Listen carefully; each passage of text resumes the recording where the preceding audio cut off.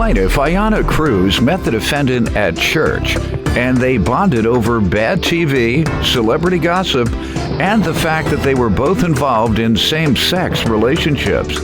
However, Ayanna is suing him today for an unpaid bill and lost wages because he caused her to be fired.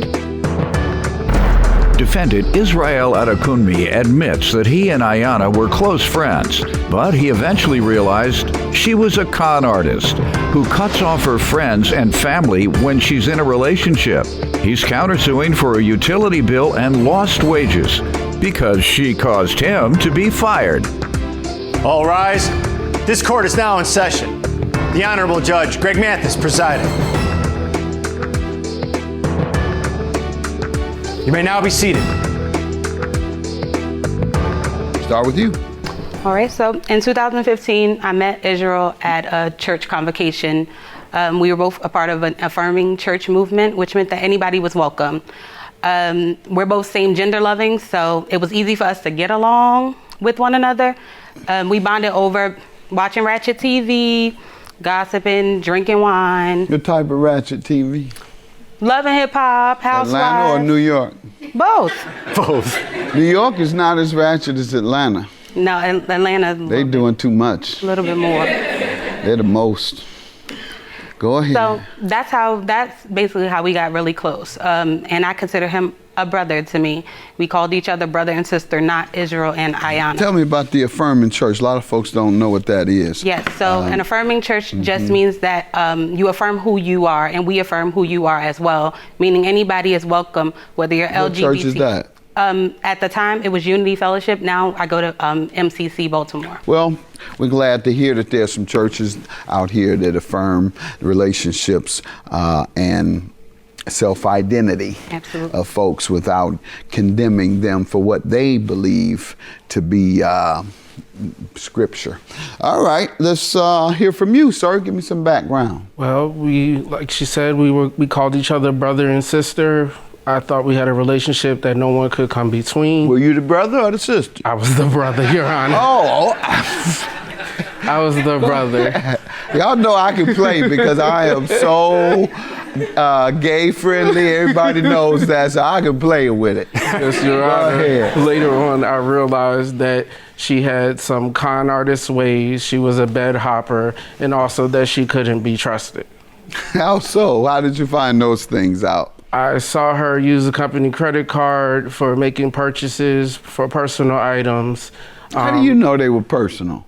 Because I seen when she did it. But how do you know it wasn't for use at the workplace? It wasn't. She took all that stuff to Maryland when she left Pennsylvania. And then took it back? No, sir. How do you know? You steal from your job? Not at all. I didn't think so. They don't teach you that at Unity. Go ahead. She goes in and out of relationships. When she gets in a relationship, she cuts off her friends and her family. And then when she gets out of them, it's... Because y'all gossip. How about her? When Go she ahead. gets out of them, it's sorry, not sorry. What's that? Like, I'm sorry, but I'm really not sorry because I'm going to do it again. That is, go with her partner at the expense of the time she spends with her friends and family. Right. You cut your family and friends off when you get a new girlfriend? If the need be. Why? Why would there be a need to cut them off? When you grow, not everybody grows with you. That don't mean you can't have them over. No, absolutely. Sometimes maybe, depending on how they act. Okay, they might be ignorant. You don't want nobody over there acting ignorant. Not at all. Since you don't want y'all over there acting ignorant. Right. Go ahead, tell me about the bill and the lost wages, ma'am.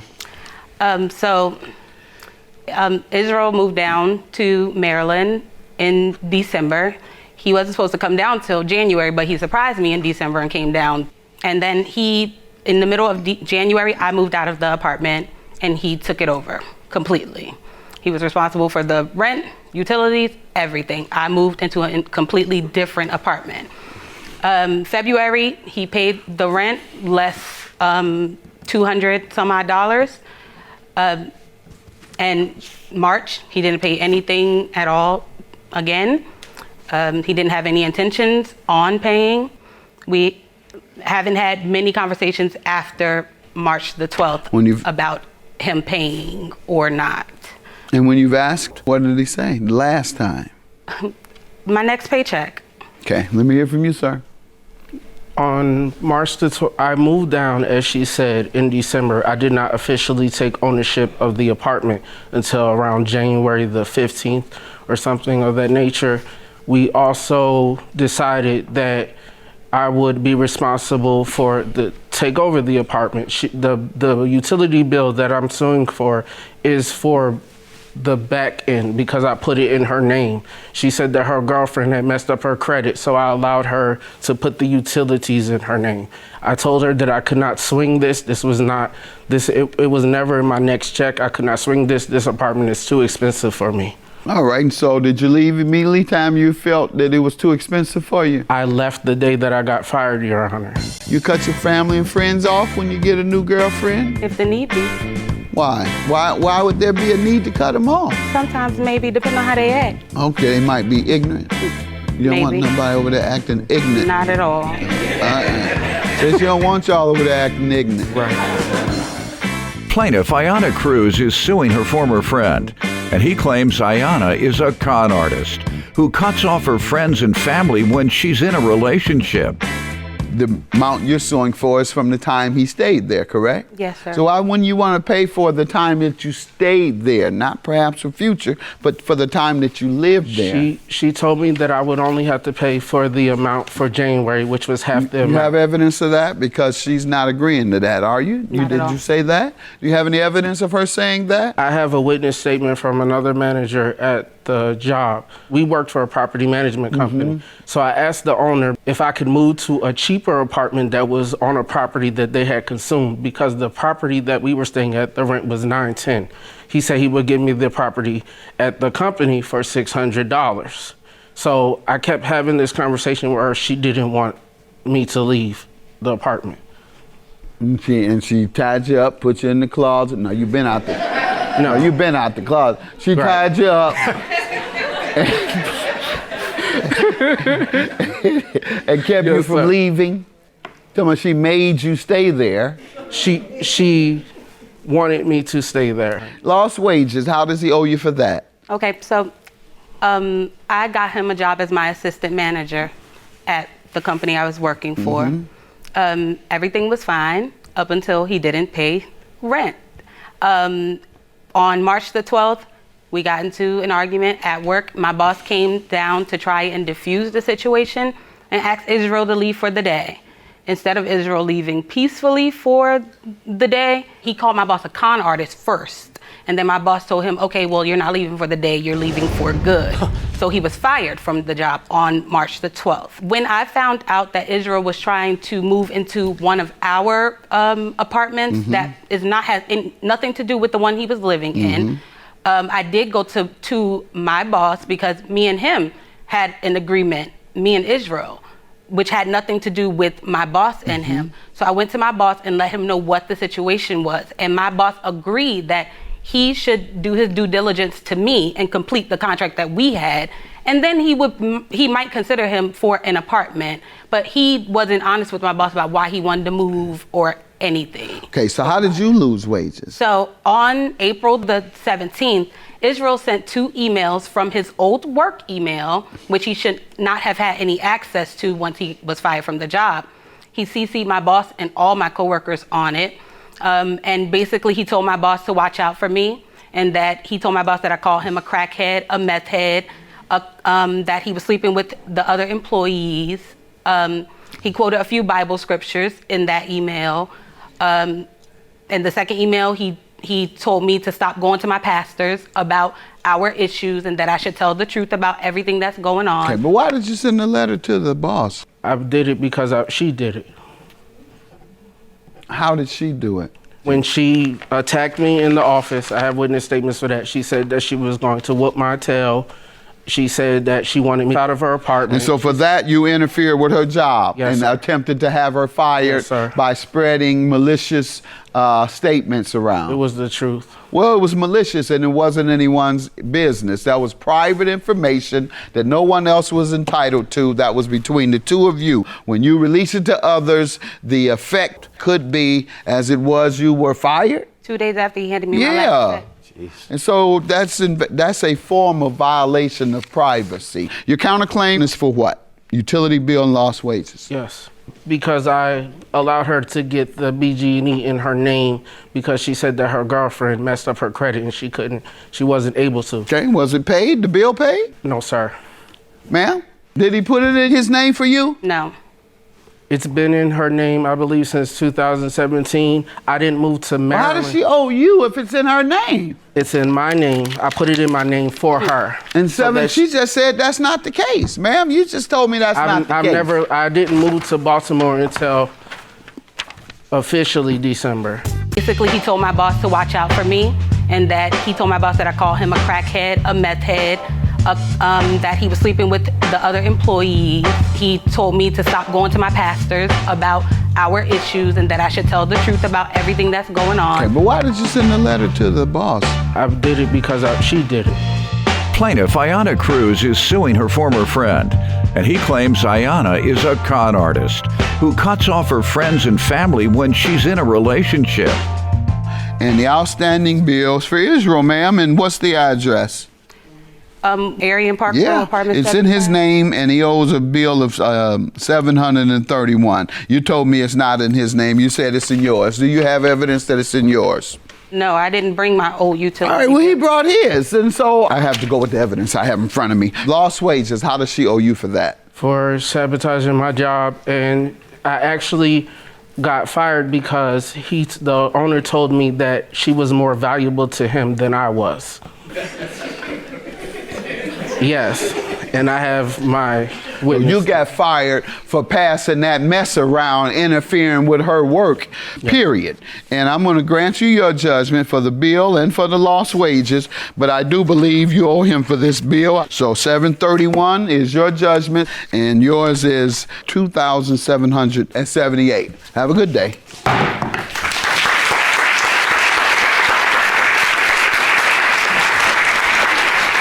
It's unfortunate it ended like this. I have nothing to say. Plaintiff Jody Kenyonz says the defendant is her cousin, and they were never very close until 5 years ago when the defendant friended her on social media. Jody's suing because she loaned the defendant money to keep her from being homeless, and she has yet to be repaid.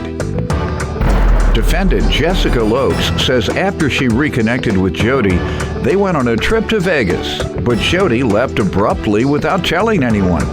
Jessica insists she intended to repay Jody until she threatened to sue Jessica and Jessica's son. Start with you. Well, it's my cousin Jessica. Growing up, we weren't particularly close. About 5 years ago, she friended me on Facebook.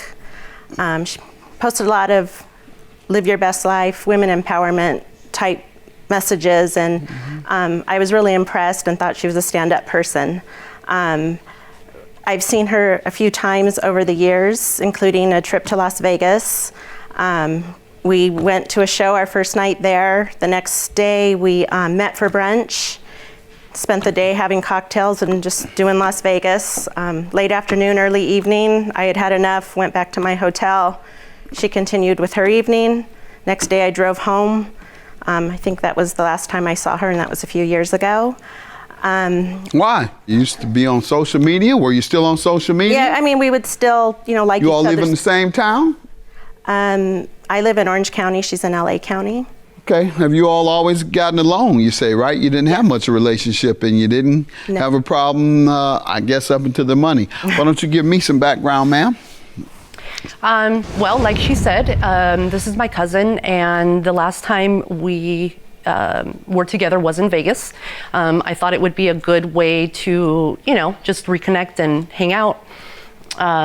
We did that. We had a good time. I did notice that it wasn't a strong connection. Like she said, she went back to her room earlier. The last day of our trip, I wanted to have breakfast with her. All of us did, because it was our last day, and she had already left. So I just thought that was a little odd. But fast forward to today, the reason why I am no longer speaking to her is because via text, she said that she was going to name not only myself, but my son in a lawsuit. All right, why don't you tell me why we're here? She's making reference to the lawsuit, but you're suing her, so you can tell me. She posted on Facebook approximately July of 2018 that she had moved out of her apartment in Santa Monica. I reached out to her and, asked her where she was moving to. I thought this was going to be, great, found a great new place. And that's when she let me know that she had been, was trying to get this apartment. She had been scammed. She had no money. She was homeless. Her boys were going to be homeless, and wanted to know if I could help her out. But you reached out to her first, correct? Just to see where she was moving to. All right. And that's the time in which she requested help. Yes. Had you not reached out to her, she may not have contacted you for help. That's correct. All right. And what did happen? She let me know that she needed $4,000. It was for a security deposit and first month's rent. I let her know that it was a lot of money, that I couldn't afford to give her the money, that she would need to pay me back. We had a conversation because I wanted to discuss a payment plan with her. So I sent $2,000 via Venmo and sent another $2,000 via MoneyGram, for a total of $4,000. She asked that her first payment be paid September 1st of 2018. How much was the payment? The first payment was supposed to be $1,900. And thereafter, how much? Thereafter, on the 16th of every month, it was supposed to be $500 until it was satisfied. What have you received? On September 1st, I received $400. Total. Oh, total? $1,160. What has she said about the balance? I received the final payment and never heard from her again after that. I reached out and sent a certified letter.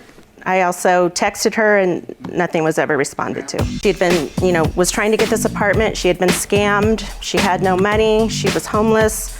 Her boys were going to be homeless, and wanted to know if I could help her out. But you reached out to her first. Yes. Had you not reached out to her, she may not have contacted you for help. That's correct. All right. Plaintiff Jody Kenyonz is suing her cousin, who claims while they were on a trip to Vegas, Jody left abruptly without telling anyone. Ma'am? She is correct. She did loan me that amount of money. I paid back said monies. Some of it. Some of it. Unfortunately, and this has nothing to do with her, and I know that my obligation is to pay, but I lost the new job that I had, lost my car, and a lot of other things that came with that. Did you explain that to her? I did not explain that to her because when I received the text on the 16th stating that she was going to not only sue myself and my son. No, ma'am, people don't say that until they try and reach out to you about their debt first. They don't say, I want to sue you first. They don't say, I want to take my time, go down to a courthouse and sue you. Instead, they say, hey, are you going to pay me? When can you pay me? You haven't paid me. They do things like that. You had never gotten one of those?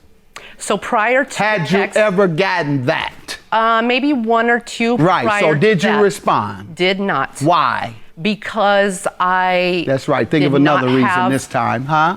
Because I did not have the money. Why didn't you tell her that? I just didn't tell her. I was embarrassed. Okay, so what has happened since then? So since then, the 16th, when she sent the text stating that she was going to sue you, and well, she should have. Now what? And my son, I just severed all contact. All right, you don't have to contact her, but give her check. What about that? Don't sever that.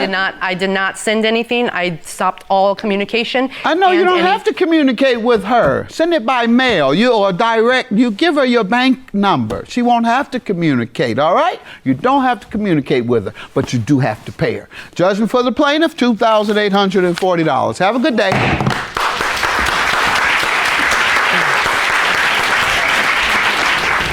She's my cousin. I wish her the best. I hope her situation improves, but unfortunately, I can't afford to lose that money. I really don't have much to say. Plaintiff Charmaine O'Neill says the defendant is her great niece, and she has always been very dependable, which is why Charmaine had no problem helping her out. Charmaine claims she allowed the defendant to use her credit card, but she failed to pay off the bill, so Charmaine's suing. Defendant Deja Ria Daniels says Charmaine is a gossip, and she's constantly talking about her to other family members. Deja Ria insists Charmaine is suing her prematurely. All right, and ma'am, you're suing your great niece for a credit card bill? Yes. All right. Well, if you're suing her, what's so great about her? Well, this is my great niece. I've I always know. What's helped great her. about it? Why you have to sue her if she's great? Well, just this year, she got distracted. Okay. She's Yeah. no good now. I would say that. It's just that she got a. Tell her like it is. Tell her. She You're got no good. That's why you used to be great. Now you're no good. Great niece as in blood relative? Yes. All right. You certainly don't seem to be of age to have a great niece. Oh, yeah. But congratulations to your youthful looks. Oh, thank you. And what has your relationship been with your great niece over the years? Oh, she always been helpful. Helpful, you say? Yeah, when my mom got sick, get disabled, she would always come over and help me with her. Anytime I asked, Okay. she would help. So that's why I didn't mind helping her, you know, because she was just a dependable person. And as a child, she was pretty normal or trouble-free for the most part? Pretty much. She Okay. had her moments where she may not like to listen. Okay. Sometimes she thought she knew everything. All right. She tells me I'm a little critical, but Pretty normal. Like I said, she had a normal childhood then, if that was her attitude. Let me hear from you, young lady, about you and your great aunt. Well, this is my auntie. I love her to death, but she dramatic. She over-exaggerate everything, and she like to gossip. Uh-oh. Give me some examples. I like to hear gossip. Go ahead. Yeah, I don't give it, but I'll take it. If you got any talking about gossip me? you want to offer me, I'll accept it. Go ahead. Well, she likes to talk and she likes to gossip, but she talks about me. Say I like to party all the time, spend my money unnecessarily. She call the whole family. If one thing lead to another, one's talking to her. You like to gossip? not the whole family, just her grandmother, who's my sister. How about with your friends? Y'all gossip about people? I'm better at it. I don't You're do it like I better used than you used to be? Yeah, I'm matured a little You working bit. on it? Oh, yeah. All right. You're not gonna put nothing out on me if I don't give you your judgment on it. Because gossipers, they'll tell a lie or two every now and then in the middle of that gossip. You don't lie when you gossip, and all your gossip is the truth. I try to make sure I got facts. But if I'm wrong, I say, don't quote me. You sound just like a gossiper. I heard. You ain't here for me, but such and such thing wrote on the ticket. All right. Why are you suing her? Tell me about the credit card bill you're suing her for. Well, And this needs to be facts, not no gossip. that's This ain't nothing you heard, is it? no. All right, facts. go ahead. Tell me what happened. Well, on 3 occasions, I helped her. She had a friend she wanted to try to get out of jail, and she was looking pretty sad. But I knew she would pay me, so I went on and got the credit card to get him out. The second one was the first time was in 2017. The second 2 times was a dental bill, and I think that was in March, I believe. And then the other one was a car, helped her get her car. And she was paying fine. And then this year, I know some problems occurred, but, she wasn't calling me and letting me know anything. And I'm She's calling not gonna let you know her business. You done already but admitted that you gossip. You tell everything you know. Yeah, That's why she wasn't calling you, telling you her business, what she was doing and where she was at, right? Because it'll come right back to her. Well, she been faithful all this time, It's like all of a sudden, I know we all may go through some things, but at least let me know, call me. Don't ignore me. Defendant Deja Ria Daniels says the plaintiff is her great aunt, but she's nothing but a gossip who talks about Deja Ria to other family members. Young lady, she says you owe a balance of $1,775 at a credit card that she got for your use. Well, she's suing me prematurely. I don't feel like I owe her yet because I was paying consistently. But recently, I was unemployed in January. Just in January, got back employed in March. But until then, she was paying the bill for me until I can pay her back. Now, in March, when I got back employed, I asked her how much do I owe her. One day it's $100, next day it's $50, then it's $35. And now I owe her the whole bill, and I don't understand. And she wasn't being understanding when I was unemployed, calling all my cousins, calling my auntie, my grandma. Your auntie said to answer the phone because she kept calling me to say I owe her this money. So, Ma'am, did she pay on time all the way through? Yeah, up until this year. Up until, you all keep saying up until. So when did she stop paying? She didn't pay January. February. Then she did give me the money for January and February. Then she didn't pay March, she didn't pay April. Okay. And so I'm paying it because I want to keep my... Correct, your credit intact. Right. All right, but you admit to missing payments, right? Well, the problem is she's not suing prematurely when you show evidence based on your previous pattern that they may not get all of their money or all of the contract met. She hasn't the right to accelerate the payment and to get all of the money at one time, because the theory in the law is called anticipatory breach of contract. You've given her reason to anticipate in the future you might breach this contract, so she can collect all of it now. Just breaching it at all gives her the ability to collect all at one time, just that one breach. And so she has the prerogative. So I think you better go on and pay her before she gossips about you. The whole town gonna know in a minute. Not just the people watching here. She gonna take this video and put it on the internet so the whole world can see it, just so she can drum up some gossip. All right, $1,775 is your judgment. You ladies have a good day.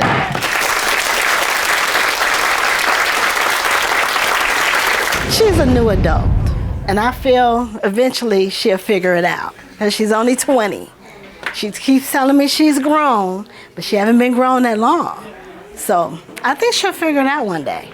As long as she stop gossiping about me, we okay. I love my auntie, but as long as this get out the way, we gonna be a fine family. So Okay.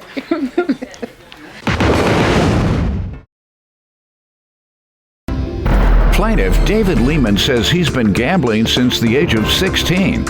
And last fall, he sent the defendant some money to place football bets for him. However, after the defendant placed the bets for him, he refused to return the balance or his winnings.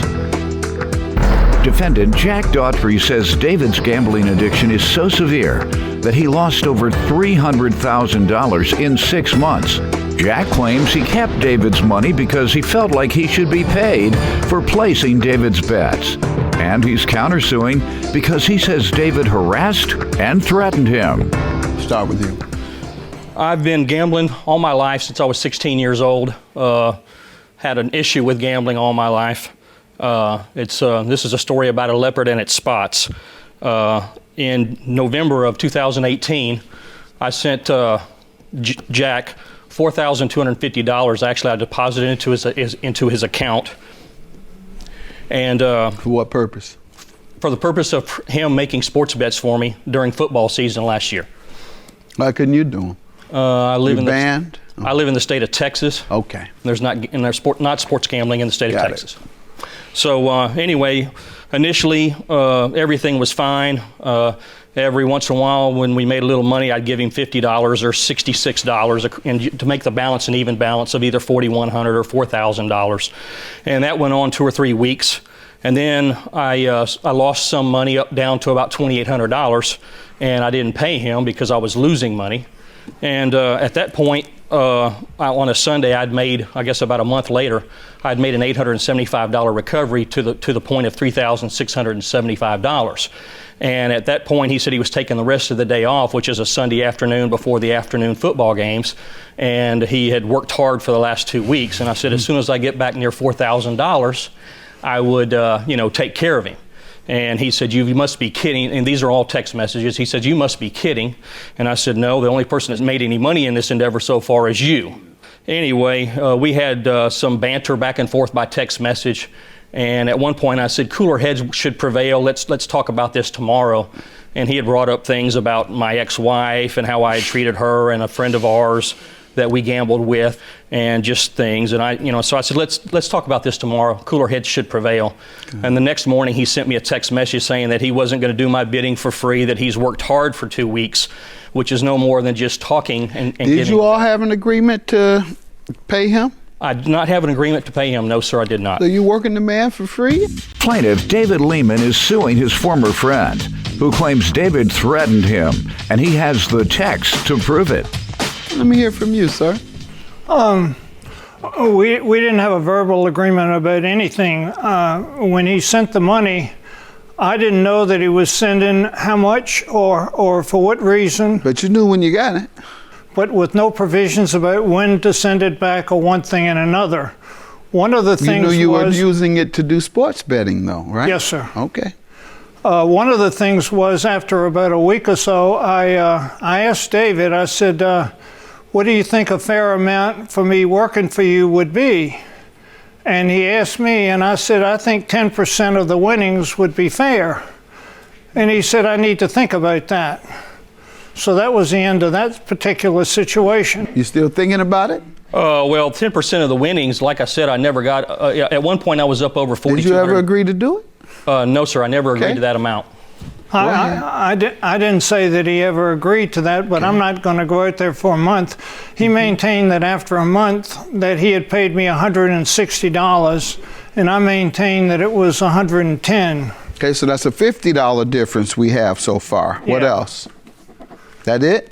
That's the only difference is the $50, because as you said, you never said he agreed to pay you, so you all didn't have an agreement at all. No, we didn't. He doesn't owe you a dime for that. No. You owe him all his money. Well, do you have his money?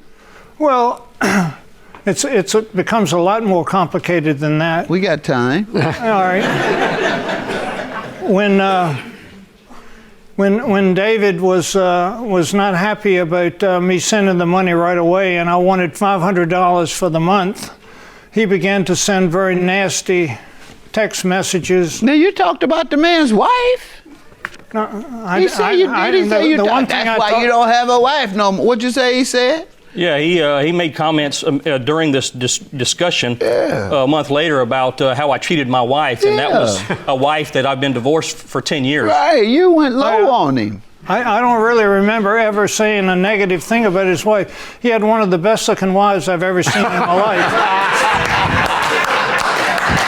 And I told him that many. Lost it. And I told That's him, what he was saying, sir. Yeah, I understand that. I'm sure that was the case. That was what he was saying. Go ahead. Truck with that. He misunderstood But anyway, what you were saying that day. Yeah, as things went on from the end of that first month, there were all kinds of negative things that he would say about me, and one thing and another. And I know that during the years, David had been to Las Vegas, and so the story goes, in a 6-month period, it lost over $300,000. That's the story I got, but I can't substantiate that in a court of law. Did you lose that much, sir? I've lost quite a sum of money, Your Honor, over the years. So tell me the things he said, though. You said he said a bunch of stuff about you or to you. What type of thing? Well, in the middle of March, he came out to Las Vegas. I didn't know when he was coming or whatever. Anyway, I was sitting at the baccarat table at the Gold Coast. And he hovered over me, and I said, hi, David. And he said, Jack, you no good lying, this, that, and one thing and another. And why do you think he was saying that? Because you were gambling his money away and hadn't paid him? Oh, I can't get into his mind and know exactly why he says anything. You didn't bother to say, why are you saying that, my good friend? No, that's only the beginning of this particular episode. Go ahead. So anyway, he started almost hollering and screaming, and the casino people were not going to put up with that kind of nonsense. I ended up picking up my chips, going to the cashier, cashing in my chips. He confronted me there. Mm-hmm. Now, I've had 2 back operations in the last 10 years, and I can hardly stand up. Before that, I could handle him with my little finger. I mean, it would have been no problem. What did he confront you about, though? He confronted about putting me through the wall. Why? If you don't pay me the money right away, I'm going to put you through the wall. Plaintiff David Leman is suing his former friend, who claims David threatened him, and he has the text to prove it. So you didn't have an agreement that he would pay you anything. Right. So why are you withholding his money? Well, he knew that I didn't have a lot of money, and the reason that I was doing this for him was to make money. And I wasn't going to sit there for a month at 160. Did he know you were going to keep all his money? No, but that wasn't the idea. If he'd have paid me the interest, what he was supposed to pay. There was no agreement to pay. It wasn't, but as we established, there wasn't no non-agreement either. When I said... That's exactly what you had. When I said my idea of a payment would be 10% of the winnings, and that's on a regular daily basis. He didn't agree to it. No, he didn't. But he did not agree to it. What's your counterclaim, sir, for harassment? What's your counterclaim? Okay, this is the harassments. What does it indicate? Let me see it, please, Doyle. Okay. When David came, one of his basic premises was that every day of your life, I'm going to harass you and make your life as miserable as I possibly could for the next 90 to 120 days. And in that harassment text that he gave, or text or whatever that he gave me, I have a 5-year-old daughter. I'll be 83 next month. Wow. He was going to do everything he could to stop me from seeing my daughter.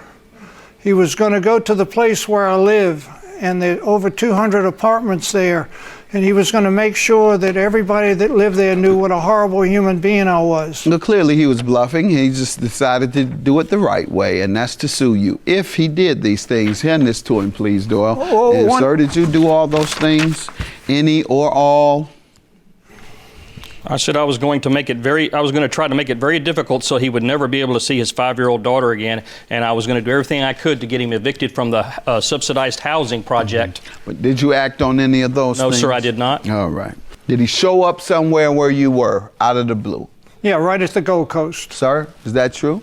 I confronted him at the Gold Coast and asked him for my money in front of the casino. So it wasn't like that was his place of no, he doesn't work. He's in a casino every day of his life. Okay, so you did go to his house then, sir? I didn't go to his house. I went to his housing. He says there every day, all day. Oh yeah, to the casino. Well, then that's his house. Yep, you're exactly right, Your Honor.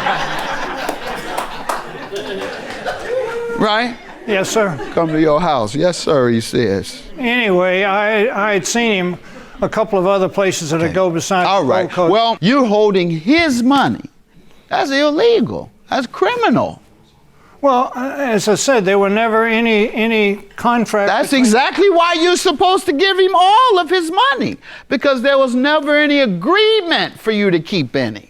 He was giving you gifts out of the goodness of his heart, but you all didn't have an agreement thereby. No, we didn't, and we didn't have any agreement. That's why you have to give him all his money back. Judgment for the plaintiff, and the things that he said did not amount to harassment. In my opinion, it amounted to a little anger about getting his money, and that's what he was asking for. Have a good day. Judgment for the plaintiff. Your claim is dismissed.